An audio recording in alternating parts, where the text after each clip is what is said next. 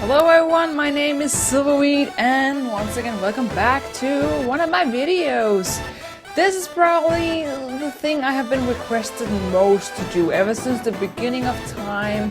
People have been requesting me to do this video, and it is do a video where you show all your dragons. People always ask me to do this, so I thought, okay, it's about time and I'm gonna give this to you. So I'm gonna go through every single one of my dragons and tell a little bit about them, and you'll get to see all of them. So hopefully we'll have a lot of fun with this. I will take these in classes. I will go through the classes alphabetically, and I will do 2 classes in each video because I have a lot of dragons, so it'll take it some time. So we'll get a few episodes out of this, and hopefully it'll be fun and entertaining. We'll get through every single of my dragon. So let's jump right into it. The first class is the Boulder class.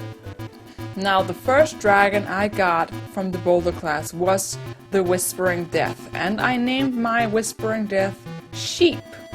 But actually this dragon was a big letdown, because I was hoping, okay, I was gonna name it Sheep, and then I was gonna call it all white, so it'll be a completely white Whispering Death. But the texture and just the overall blend options did not allow your dragon to become white at all.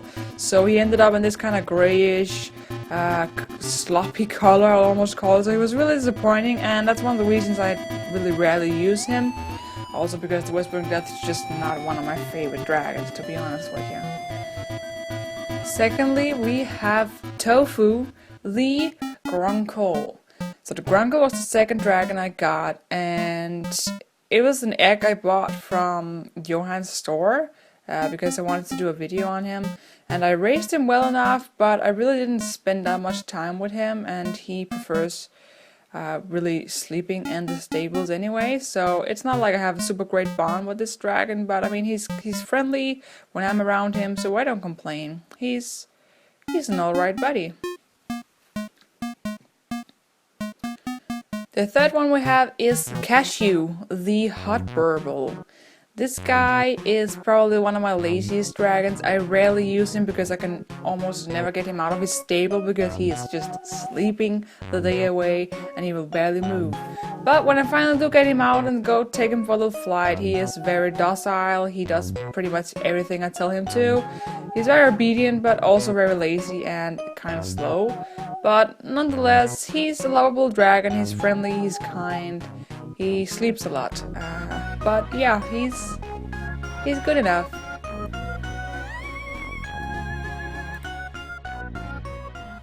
Next up we have Stevie, the Snafflefang. Stevie is a very speedy dragon. Actually, for being a Snafflefang, he has a lot of energy. He speaks a lot, he roars a lot, he makes a lot of noises.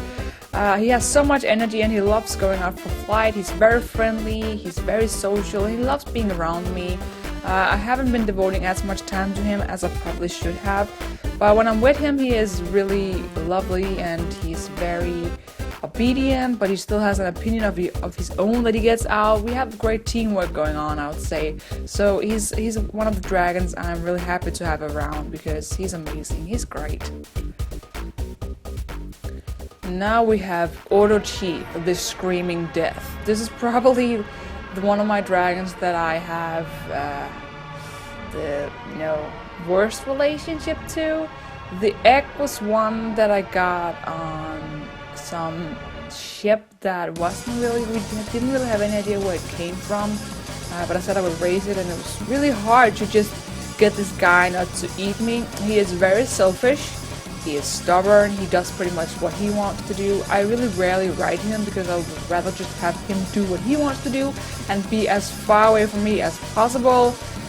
He sometimes picks fights with other dragons, he can be really aggressive, and he's very proud, and he's really rather greedy, like he wants everything for himself. So he's really not that great of a companion, to say the least. And also he is a demon from another world.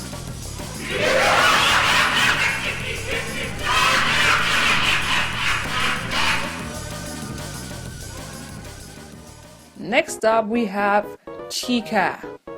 Chica is a part of the collection of Five Nights at Freddy's Dragons, which is the small pack of dragons I have that are related to a game called Five Nights at Freddy's. So she's a part of a pack, and she has a very strong relationship with her pack members. She doesn't really like anyone else, basically. She accepts me as her rider, but any other dragons, even other grunsicles, he does not want to have anything to do with those. She can be really grumpy, she likes to bite people, and she can be really hard to dance with, to say the least. But she's not one of the hardest dragons. I mean, if you just know what she wants, you just feed her properly, you can be around her alright. And here we have another grunsicle, which is, it was a gift, and was a gift from the Ice Storm expansion pack. I got the egg from the Ice Storm Island. I found it there and I got it. He's very one-sided, like his personality is not that prominent. He's basically just like, he does what you tell him to, and he's kind of happy with that. I mostly just let him go on his own because I kind of want him to develop his own personality instead of just always be relying on me.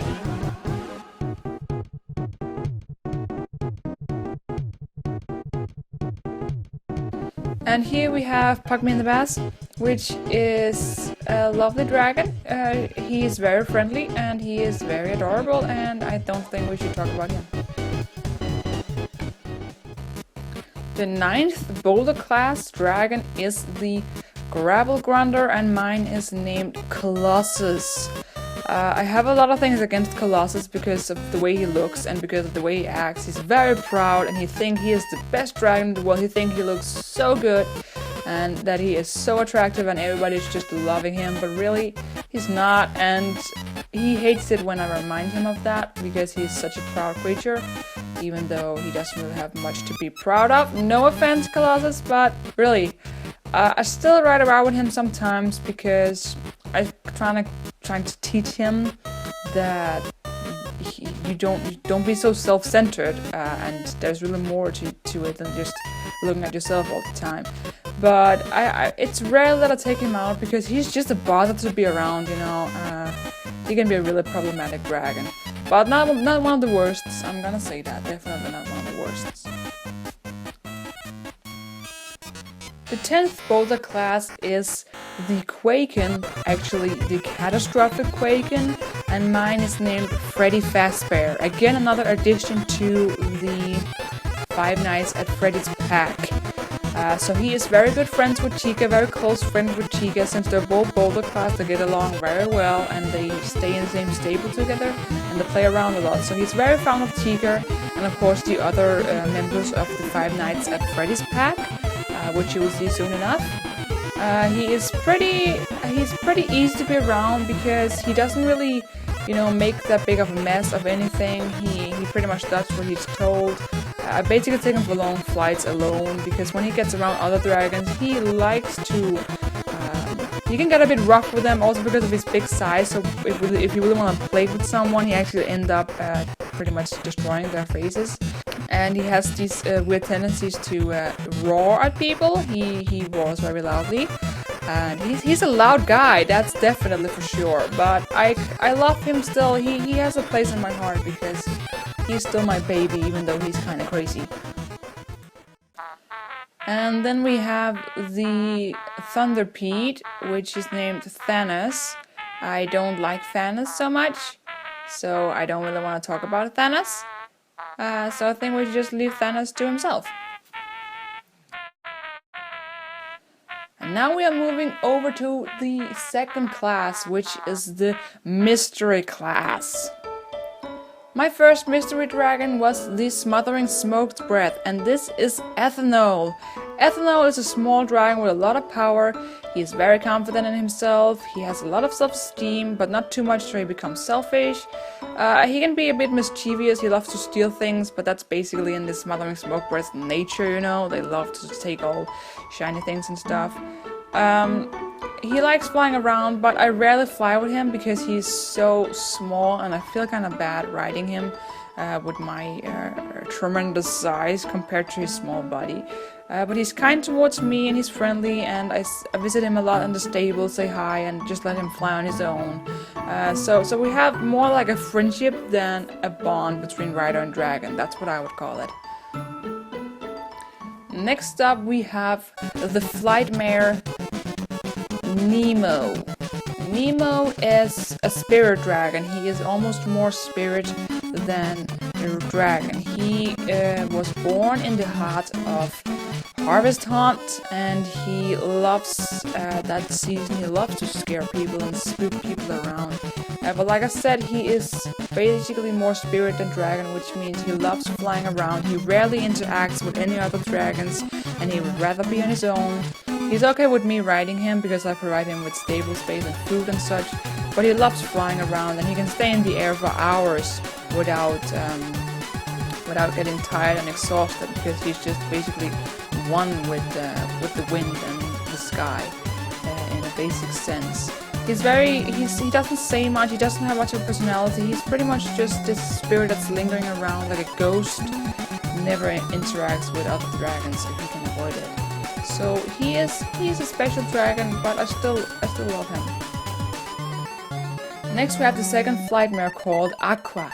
Aqua is a mystery, literally, because she showed up out of nowhere and I didn't raise her. She was a different dragon. I got her at level 10. She showed up in my inventory one day all of a sudden, and I couldn't find the owner. I haven't been able to find the owner down, and she haven't left my side ever since then. So something tells me that the previous owner she had wasn't that good to her, and she flew away to find a new place. And I've been doing my best to take care of her, and she seems to like me.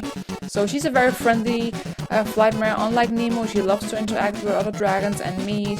So she's a pleasant flight mare to be around, definitely. So I'm glad that I found her, and I'm glad that she's happy where she is.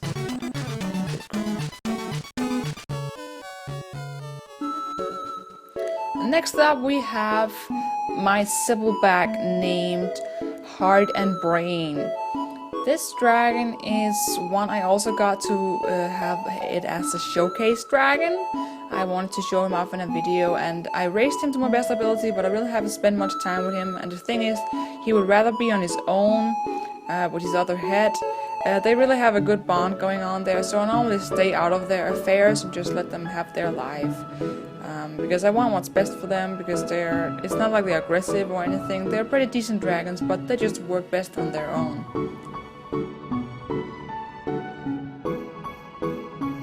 Next up we have my bone napper, Marilyn Manson. Now Marilyn is a very different dragon. He loves to collect bones. It's basically everything he does with his day. He loves to look for more bones, even though he can barely fit them onto his armor anyway. So he spends most of his time alone, and he's really quite bothered by other dragons. He's not aggressive towards them, but it's just like he's so over it. Like, he doesn't even care. Even other bone nappers, they don't, like, he can interact with them just fine, but they don't give him anything. Like, he doesn't enjoy the company. He's just kind of dealing with it. He's pretty chill, but he can be very loud. If he gets his point across, he can ward you, he can ward other dragons to kind of get his point across, and they would back off, but he has never been violent with any other dragons, which is really nice to see. So he's a very decent dragon, and I occasionally love flying with him, because we work pretty well together. He has accepted me somehow, and I appreciate that.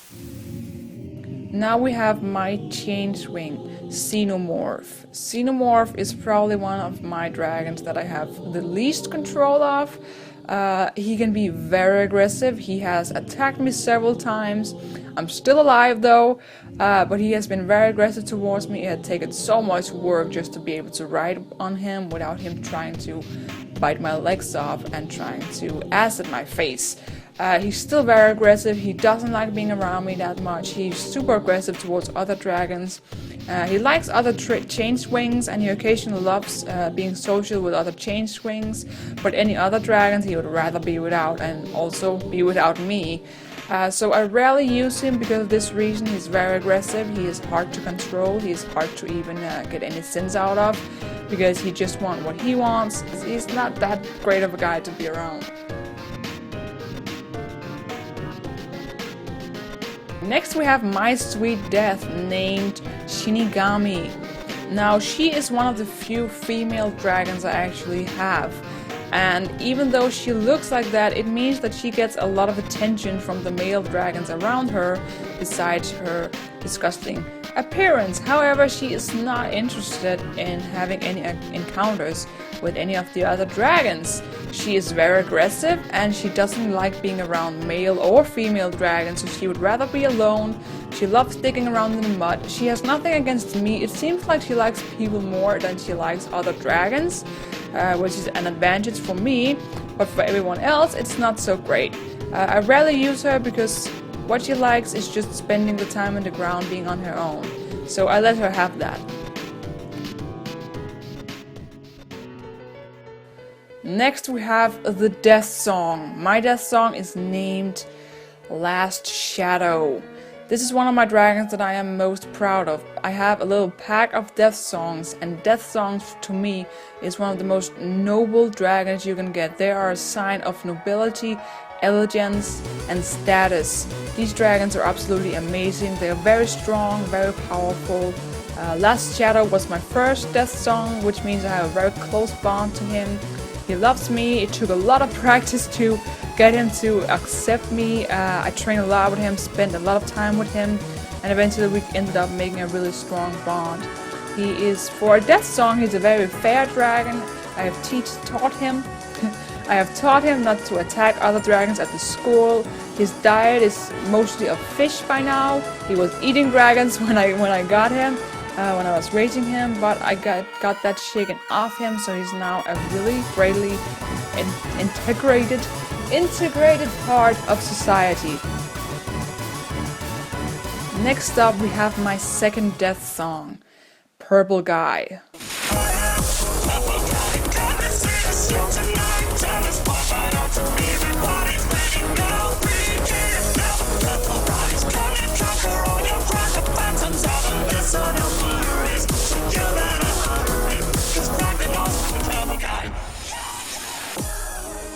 Purple Guy, as loyal as he is to me, as much as he cares about me, as aggressive is he towards other dragons. Like, Purple Guy can be a really just plain bad guy. He loves messing with other dragons. He occasionally eats other dragons when I'm not looking.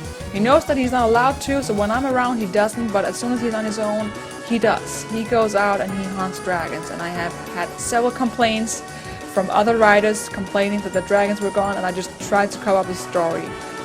He's kind of like a rogue element. I love him more than anything because he is full of personality. He can be really mean and really disgusting, but nonetheless he is an extraordinary dragon with a really high intelligence, and I really admire him for that. So besides being a bad boy, so to speak, he is one of the dragons I treasure highest. He is my absolute most precious addition to my dragons, and I spend a lot of time with him. He's probably one of my dragons that I spend most time with. I raised him from when he was a baby. I saved him. He was abandoned, alone, so our bond got that much stronger because of that reason. So he is absolutely extraordinary. Next we have my third death song. This is Charizard X. This guy was evolved from my Charizard, which is the only one of my dragons who has the ability to change shape, and this is the ultimate form of that particular Charizard, which we'll be going through later on in this list. Charizard X is the fastest, the strongest of my death songs. He can be obedient when he wants to, but he can also slack off a lot and just basically do what he wants to do. And with so much power in one dragon, it can be rather complicated to be around others. Nonetheless, he is a great addition. He has so much talent in pretty much everything. He's a great racer also. So he's a truly great death song. Next we have the Snap Trapper named Cloudy Sky Rain Dancer. 4 names for 4 heads. This guy has 4 individual personalities, which can be really hard to deal with. One is grumpy, one is happy, one is sad, and one is just plain insane. So these guys are some I rarely deal with. I spend a lot of time training them. I trained them so much that I eventually just got enough. I had enough of them, and I didn't really want to see them ever again because I spent so much time, it just didn't pay off. I occasionally do visit them, but mostly I let them be on their own because it's just too tiring. It's just way too tiring to be around this guy. Next up we have Smog, the Armor Wing. Smog was my first Armor Wing, and I raised him pretty well. He's still a really mean dragon. He can be very aggressive. He loves to fire. It's like the greatest thing. He loves to set things on fire. He can be a really unruly dragon, that's for sure. He loves messing up other dragons. He's very proud, very conscious of his own abilities. He knows what he can do and what he can't do, and he uses those abilities to wreck the lives of others. He's pretty much loyal to me. He doesn't throw me off when I'm riding him, but I'm not really sure that he likes me that much. He definitely doesn't like other dragons, so I mostly just fly with him on my own to avoid problems and such. So he's an okay dragon if you just want to take a flight on your own. My second Armor Wing is named Arrow, which I saved from Dragon Hunters, and because of that reason he trusts me very much and has a really strong bond to me, which is always a great thing, so I spend a lot of time with him. He interacts with other dragons just fine. He's a really great pal to have around because you can be in any kind of situation. You can fly with him on your own, you can also be around other dragons, you can race with him, you can play all kinds of games with him. He's a really playful and just kind dragon, so he's a really wonderful addition to the pack of dragons that I have established. Now this is the last mystery class dragon I have so far. This is Charizard Y, a second form for my Charizard. Again, the only dragon I have that's able to change shape, and this is the second shape of that particular dragon. As you can see, he's much more colorful than Charizard X. He's not quite as powerful, but he does share the same speed, and he has very many similarities to Charizard X. So this form is great for racing and such. He's very competitive. Charizard is one of the dragons that loves to compete the most in everything, whether it's just physical strength or racing or firepower. He wants to improve himself all the time, and sometimes it gets too much. I mean, it's a good quality to have, but sometimes I kind of have to restrain him a little bit to keep him in line. But we work out just fine, and we're a great team once we set our minds to it. Now that was all the dragons for this part. We went through the Boulder class and the Mystery class. In the next episode, we will go through the Sharp class and the Stoker class. So look forward to that in the next part of showing off all of my dragons. Be sure to leave a comment what you think, which one was your favorite, tell me about your own dragons, anything you have to say, I would love to hear it. Be sure to leave a like if you enjoyed and subscribe for more dragon adventures. I'll see you in the next one. So long, dragon!